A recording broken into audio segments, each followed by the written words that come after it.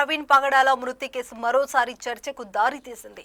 మార్చి 25న జరిగిన ఈ ఘటనపై ఇప్పటివరకు అనేక అనుమానాలు వెలుగు చూస్తున్న వేళ తాజాగా ప్రజాశాంతి పార్టీ అధ్యక్షుడు కేఎల్ పాల్ ఒక ఫోటోను విడుదల చేసి సంచలనం సృష్టించారు. ప్రవీణ్ చేతికి ఎలాంటి గాయం లేదంటూ ఆ ఫోటోను చూపిస్తూ ఈ ఘటన వెనుక పెద్ద కుట్ర ఉందన్న సందేహాలను వ్యక్తం చేశారు. ఇక ఈ కొత్త వాదనతో మరింత ఉత్కంఠ నెలకొంది. ప్రముఖ పాస్టర్ ప్రవీణ్ పగడాల మృతి కేసు ఇప్పుడు మళ్లీ వార్తల్లోకి ఎక్కింది.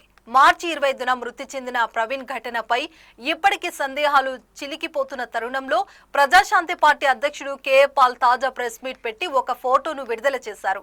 ఆ ఫోటోలో ప్రవీణ్ చేతికి ఎలాంటి గాయం కాలేదని, దీని ద్వారా కొన్ని దొంగ కథనాలు బయటపడుతున్నాయని ఆయన ఆరోపించారు.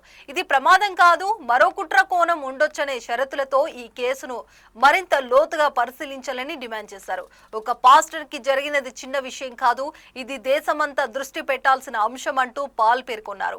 ఫోటో ఆధారంగా ప్రజలు అసలు నిజం ఏమిటనే ఆరా మొదలైంది. నేపథ్యంలో ప్రవీణ్ మృతిపై మరోసారి మిస్టరీ చుట్టుముడుతుంది. అధికార పక్షం స్పందించాల్సిన అవసరం ఉందంటూ పలువురు నెటిజన్లు కూడా వాదిస్తున్నారు. సో చూసారు కదా, ఇది వాళ్ళ బులెటిన్. E6 టీవీ చూస్తూనే ఉండండి.